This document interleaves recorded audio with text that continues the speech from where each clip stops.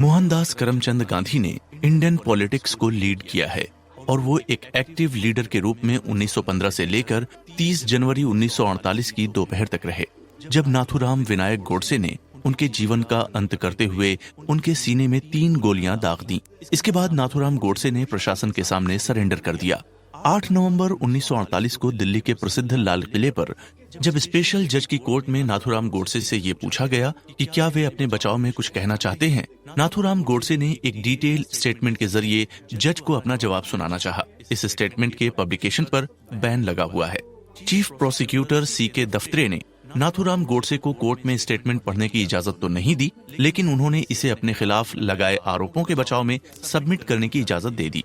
Prosecutor ने पाया कि मर्डर केस मामले में नाथूराम के साथ सभी गवाह, महात्मा गांधी के साथ साथ मौजूदा रूलिंग पार्टी तक के तथ्यों पर रोशनी डाली जानी चाहिए।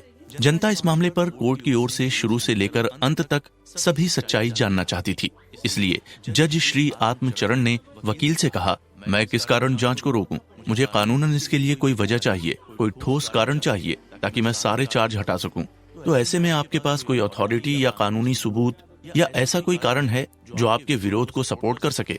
लेकिन वकील के पास ऐसा कुछ नहीं था कि वो कोर्ट के सामने पेश कर जज को सेटिस्फाई कर सके।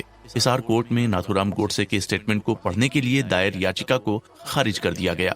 अगले दिन इस स्टेटमेंट के कुछ अंश समाचार पत्रों में छपे। दोनों तरफ की दलीलें और भी कई महत्वपूर्ण तथ्य थे जो फिलहाल अंधेरे में ही थे।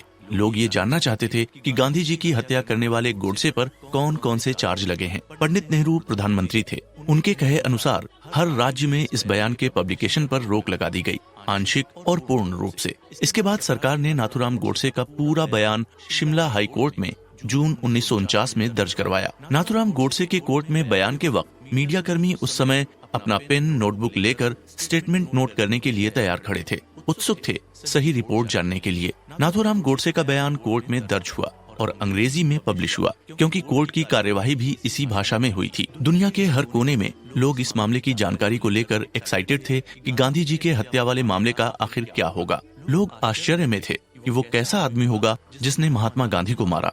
उस समय के कुछ जाने माने लेखकों ने इस विषय पर लिखा।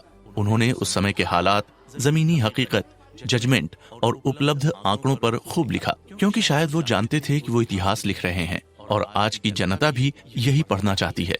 कानूनन ऑथेंटिक स्टेटमेंट अब क्लियर हो चुका था और उस समय के कुछ राइटर्स ने माहौल के हिसाब से चीजों को तोड़ मरोड़ कर भी पेश किया। पढ़ने वालों ने भी अपनी खुद की राय बना ली थी और असलियत और अंदाजे के अनुसार स्टेटमेंट का अपना अपना मतलब निकाल लिया था। इस बारे में नाथूराम ने खुद कहा था कि कुछ ईमानदार इतिहासकारों ने मेरे किए गए काम को लिखा है और एक दिन भविष्य में वे सच को जरूर जान लेंगे। नाथूराम गोडसे ने जिन परिस्थितियों में ये काम किया था, उस लिहाज से वे उस समय परम पूजनीय हो गए थे।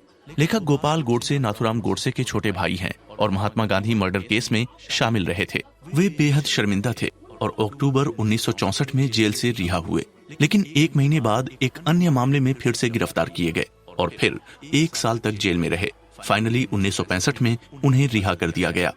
इस किताब में नाथूराम गोडसे का लाल किले पर दर्ज किया गया पूरा बयान दर्ज है। इससे पहले हम आपको उस मामले की तमाम डिटेल्स, इन्वेस्टिगेशन की जानकारी बताएंगे जो स्पेशल कोर्ट में प्रस्तुत की गई।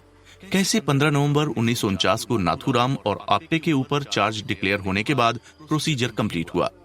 इस पुस्तक में नाथूराम विनायक गोडसे के बारे में जानकारी और उसके साथियों के बारे में जानकारी सहित लेखक के अपने विचार भी हैं। गांधीवादी विचारधारा के लोगों के द्वारा नाथूराम और आप्टे का विरोध होना निश्चित था। अपनी मर्जी से नाथूराम गोडसे ने अपने छोटे भाई दत्तात्रेय को ये बयान पब्लिक करवाने के लिए कहा था, जैसा लेखक ने लिखा है। किताब स्पेनिश वर्जन से ट्रांसलेट की गई है। इस किताब को छपवाने के लिए लेखक और एडिटर कमिटेड हैं। 19 सितंबर 1993, गोपाल गोडसे, द इवेंट, वो हादसा। 15 अगस्त 1947, ब्रिटिश हुकूमत के अंत के बाद ही बंटवारे का ऐलान हो गया। भारत और पाकिस्तान अलग अलग हो गए। लोग थी लूट रेप से पूरा मुल्क परेशान था और ऐसे में गांधी जी मुस्लिमों के हितैषी और हिंदुओं के विरोधी के रूप में अपनी इमेज बिगाड़ चुके थे। राज्यों के बंटवारे को लेकर काफी मुश्किलें थी। हैदराबाद के निजाम गांधी जी की आज्ञा का पालन नहीं करने वाले थे और वे कश्मीर पर अटैक करने के बारे में सोच रहे थे।